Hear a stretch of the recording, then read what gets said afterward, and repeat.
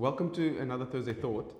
I was recently having a conversation with one of our customers, and they were asking me how do they go about creating a digital first production line. And the reason why they wanted a digital first production line was they wanted flexibility to add new products, change the volume through the production line. They also wanted to really make use of rich data to continuously improve the production line, and then obviously use that data to predict and optimize quality, breakdowns, throughput, etc. And what I explained to him was, at least from my perspective, what we should do is you have to start with the digital infrastructure first. And in my mind, that consists of two things. Number one is the brain or the data model, and the second thing is the digital infrastructure. So this is the networking, the connectivity, the communication protocols that will eventually communicate to the equipment on the production line.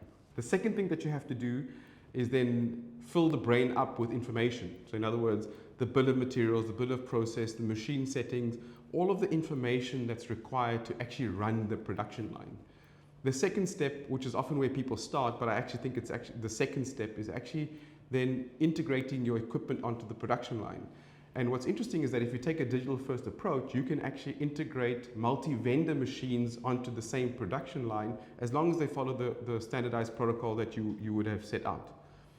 The second part of that is actually then running the production line. So that then get to the point when you run the production line. And because you know what you need to produce, the equipment has produced it, and the results of the processes that have been followed, you now have rich contextualized data that can be used for further analysis. And for me, that's step 3, is making sure you have that rich contextualized data as a byproduct of running your production line based off the data that's set up in the data model.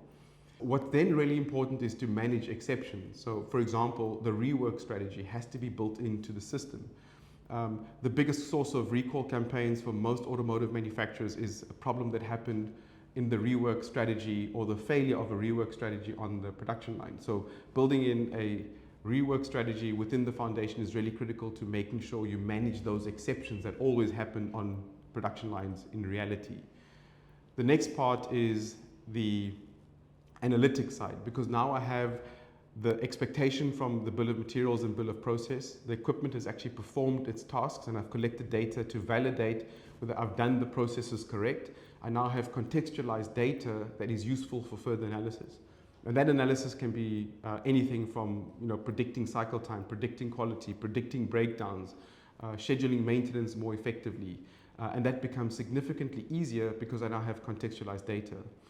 And then the last part, and probably the most important part, is the AI side of things. So how do I adopt prescriptive AI onto that digital infrastructure that is using the data that I've collected to predict potential improved machine settings that can be fed back into the data model that then allows the line to autonomously improve as it runs more and more.